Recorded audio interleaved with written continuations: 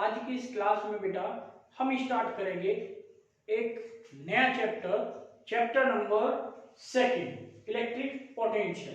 ठीक है, ये जो चैप्टर है बेटा आपका यूनिट 1 इलेक्ट्रोस्टैटिक्स से लिया गया है। ठीक है, अब यहाँ पर आज हम सीखेंगे कि what is electric potential. Electric potential क्या है। ठीक है, तो इलेक्ट्रिक पोटेंशियल क्या है देखिएगा, डेफिनेशन आपके सामने लिखी हुई है। आप यहाँ से डेफिनेशन को अपने जब नोट्स आप बनाओगे तब लिख लीजिएगा। ठीक है, पहले आप मेरी बातों को ध्यान से सुनिए कि इलेक्ट्रिक पोटेंशियल हम कहते किसको है। ठीक है, समझिएगा। सपोज दैट आपके पास यहाँ पर O पॉइंट है और इस O पॉइंट पर आपने पॉजिटिव चार्ज को कंसीडर किया है। ये आपका पॉजिटिव चार्ज हमने O पॉइंट पर लिया और इससे इन्फिनिटी डिस्टेंस पर एक आपने जो है टेस्ट चार्ज लिया है बेटा Q नोट। Q नोट जो है यहाँ पर क्या है, टेस्ट चार्ज है। ध्यान से बेटा समझते जाइएगा एक एक बात को।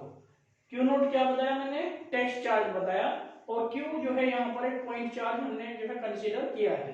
तब यहाँ पर हम मानकर चलते हैं कि इस लाइन पर, यानी कि जो आप O पॉइंट से इन्फिनिटी तक अपने एक लाइन जो ड्रॉ की है, उसी पॉइंट लाइन पर कहीं एक पॉइंट P जो है आप मार्क कर लेते हैं।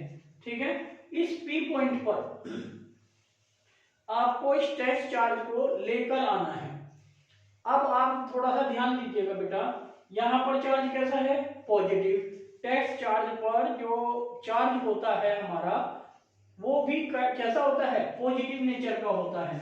तो ये अपने आप से तो इस साइड P पॉइंट की तरफ नहीं आ पाएगा, क्योंकि दोनों ही पॉजिटिव चार्ज है और पॉजिटिव पॉजिटिव एक दूसरे को रिपेल करते हैं, ये आप सब जानते हैं। तो यहाँ पर हमें इस टेस्ट चार्ज को इन्फिनिटी से इस P पॉइंट तक लाने में कुछ ना कुछ बेटा वर्क डन करना पड़ेगा। ठीक है, तो मैं ये मानकर चलता हूं कि इस टेस्ट चार्ज को इन्फिनिटी से P पॉइंट तक लाने में जो वर्क डन किया मैंने, वो वर्क डन कितना है बेटा, W है।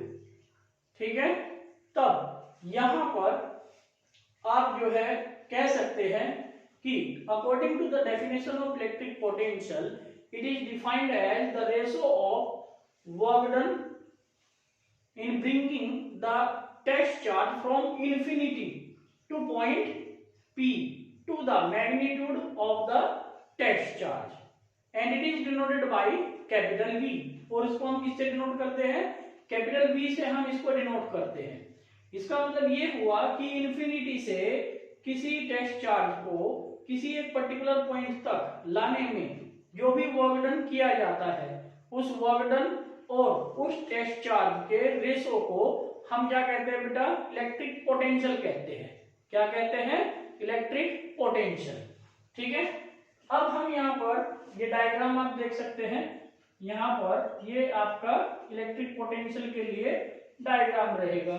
हमने मान लिया कि let W be the work done in moving a test charge from infinity to point P, then the electric potential at point P। तब P पॉइंट पर इलेक्ट्रिक पोटेंशियल की वैल्यू क्या होगी, तो उसके लिए हमने क्या किया बेटा, यहाँ पर V equal to according to the definition वो हो जाएगा बेटा W अपॉन Q नोट।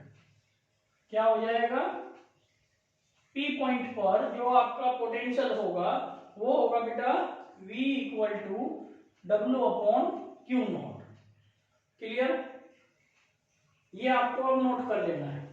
ठीक है, अपनी नोटबुक उठाइए और जो है पेन से उसमें लिखना स्टार्ट कीजिए। Next topic is electric potential vector quantity और स्केलर क्वांटिटी।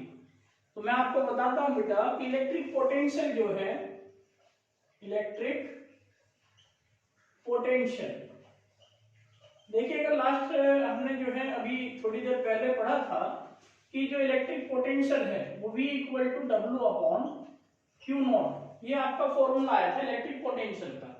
अब यहाँ पर देखिएगा वर्क डन, W क्या डिनोट करता है, वर्क डन, और वर्क डन कैसी क्वांटिटी होती है, स्केलर। ये एक स्केलर क्वांटिटी होती है वर्क डन आपकी, ठीक है। और ये क्या है, चार्ज, और चार्ज भी कैसी क्वांटिटी है बेटा, स्केलर क्वांटिटी। चार्ज भी कैसी क्वांटिटी है, स्केलर क्वांटिटी है। तो दैट्स व्हाई हम कह सकते हैं कि जो इलेक्ट्रिक पोटेंशियल होगा, इलेक्ट्रिक पोटेंशियल भी इसको से डिनोट करते हैं बेटा, ये भी कैसी क्वांटिटी होगा, स्केलर क्वांटिटी ही होगा। क्लियर हुआ। अब देखिएगा थोड़ा नेक्स्ट हम इसमें जो टॉपिक पढ़ेंगे बहुत इंपॉर्टेंट है बेटा, और ये टॉपिक है आपका unit and dimensional formula of electric potential. अब यूनिट और डायमेंशनल फॉर्मूला इलेक्ट्रिक पोटेंशियल का हम कैसे फाइंड आउट करते हैं, थोड़ा देखिए यहां पर। वी नो दैट, हम जानते हैं कि V इक्वल टू होता है बेटा W अपॉन Q, ठीक है। अब यहां पर यूनिट ऑफ V क्या है, इलेक्ट्रिक पोटेंशियल, तो यहां पर W क्या है, वर्क डन, और वर्क डन की जो यूनिट होती है वो क्या होती है बेटा, जूल। वर्क डन की यूनिट क्या होती है, जूल, और चार्ज की यूनिट क्या होती है, कूलाम। तो जूल पर कूलाम जो है इलेक्ट्रिक पोटेंशियल की यूनिट हो गई। यहां से जूल पर कूलाम को हम जो है वोल्ट कह देते हैं। क्या कह देते हैं बेटा, वोल्ट, यानी कि इलेक्ट्रिक पोटेंशियल की जो यूनिट होती है वो वोल्ट होती है, और इसको हम कैपिटल V से ही डिनोट करते हैं। वोल्ट को हम किससे डिनोट करते हैं, कैपिटल V से डिनोट करते हैं। एक और इसकी अनदर यूनिट हम यदि देखना चाहें तो यहां पर हम कह सकते हैं कि यूनिट ऑफ इलेक्ट्रिक पोटेंशियल, देखिएगा बेटा जूल को हम लिखते हैं न्यूटन मीटर, जूल को क्या लिखा जा सकता है, न्यूटन मीटर, ठीक है। और कूलाम को क्या लिख सकते हैं हम, देखिएगा चार्ज Q इक्वल टू होता है IT, तो ये हो गया कूलाम, और इसको हम लिखते हैं करंट की यूनिट एम्पियर और टाइम की यूनिट सेकंड, तो यहां से हम एम्पियर सेकंड भी लिख सकते हैं, यानी कि कूलाम की ये यूनिट हो गई। समझ में आई बात, थोड़ा ध्यान से देखिएगा। तो यहां से एक दूसरी यूनिट यदि हम इलेक्ट्रिक पोटेंशियल की ऑब्जेक्टिव में पूछ ली जाती है, और आपको मान लीजिए इलेक्ट्रिक पोटेंशियल की यूनिट ना तो वोल्ट दी गई है ऑप्शन में, ना ही जूल पर कूलाम दिया गया है, तो वहां पर ध्यान से देखोगे तो न्यूटन मीटर पर एम्पियर सेकंड आपको दिया जा सकता है, तो यही इसकी बेटा यूनिट होती है, ठीक है। इसके बाद देखिएगा यहाँ पर dimensional formula of electric potential.